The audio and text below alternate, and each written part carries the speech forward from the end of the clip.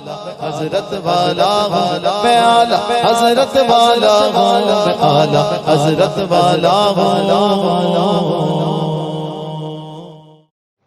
السلام علیکم ورحمۃ اللہ وبرکاتہ۔ ہمارے ایک بھائی نے سوال پوچھا ہے کہ زید پانی پر قدرت رکھتا تھا لیکن پانی سے وضو کرتا تو نماز کا وقت جاتا رہتا، اس لیے زید نے نماز وقت کے اندر ادا کرنے کے لیے تیمم کیا اور نماز وقت ختم ہونے سے پہلے ادا کر لی، تو زید کا فرض ادا ہوا یا نماز دہرانی پڑے گی؟ اس کا جواب یہ ہے کہ اگر یہ فجر کی نماز ہے اور فجر کی نماز میں وضو کرنے جاتا تو وقت ہی نکل جاتا، یا کسی اور نماز میں اتنا وقت رہ گیا کہ وضو کرنے جائے گا تو تکبیر تحریمہ کہنے کا بھی موقع نہیں ملے گا، بالکل آخری وقت ہے، تو ایسی صورت میں تیمم کرنے کی اجازت ہے، تیمم کر کے نماز پڑھ لے، لیکن اس سے فرض ادا نہیں ہوا، اس نماز کی بعد میں قضا کرنا لازم ہے۔ السلام علیکم ورحمۃ اللہ وبرکاتہ۔ ہمارے ایک بھائی نے سوال پوچھا ہے کہ کرسچن کے نزدیک حضرت عیسیٰ علیہ السلام کی عمر مبارک 33 سال تھی، لیکن اسلام ان کی عمر کے بارے میں کیا کہتا ہے؟ ان کی اصل عمر کیا تھی جب آسمان پہ اٹھائے گئے؟ اس کا جواب یہ ہے کہ یہ صحیح ہے، حضرت عیسیٰ علیہ السلام کو جب آسمان پر اٹھایا گیا اس وقت آپ کی عمر 33 سال تھی، اور جب دوبارہ زمین پر تشریف لائیں گے قرب قیامت میں تو 7 سال تک زمین پر ٹھہریں گے، اس اعتبار سے پوری عمر آپ کی 40 سال بنتی ہے، یہ روایتوں میں آیا ہے، اور تفسیر جلالین شریف میں بھی یہ لکھا ہوا ہے۔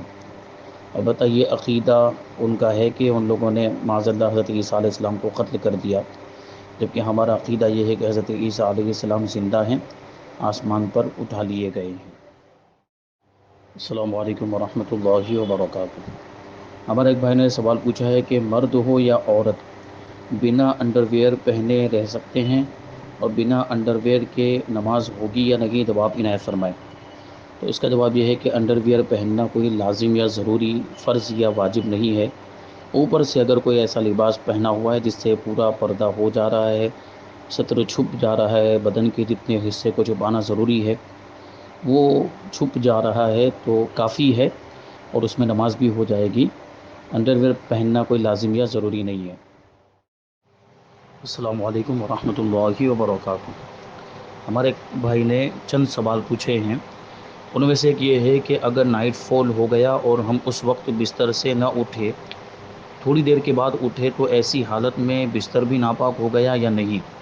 تو اس کا جواب یہ ہے کہ جب تک بستر پر کوئی ناپاکی نہ لگے، کوئی نجاست نہ لگے، بستر پاک ہے، اور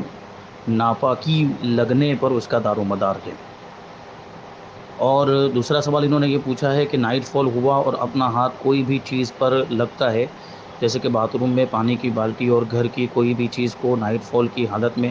ہاتھ لگے تو کیا وہ چیز بھی ناپاک ہوگی؟ اس کا جواب یہ کہ اگر ہاتھ میں کوئی ناپاکی لگی ہوئی نہیں ہے اور اس ہاتھ سے آپ کسی چیز کو چھو لیتے ہیں